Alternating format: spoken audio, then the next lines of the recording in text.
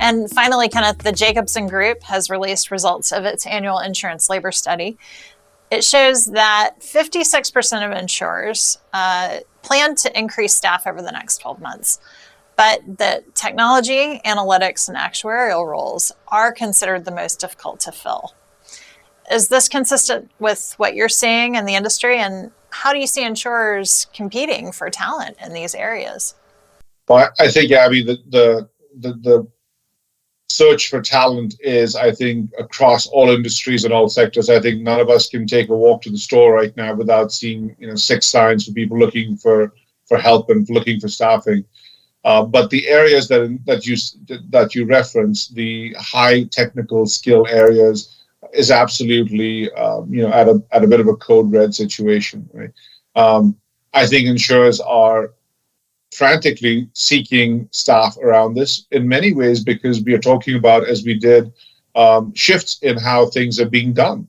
Not only are there shifts in loss profiles and loss experience because of the what we talked about with the changes in weather, etc. There are shifts in products.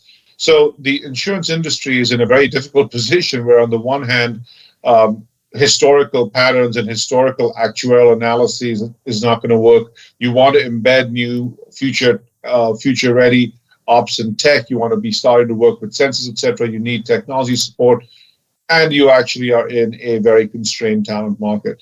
To me, one of this is not something that's going to go away very soon, because I also think the remote hybrid working environment is contributing to the longer-term issue here, in that, especially for organizations like the actuarial department or an underwriting department, those have typically been apprenticeship-based tracks that the expertise grows based on working closely with the more experienced senior team members as you learn the ropes.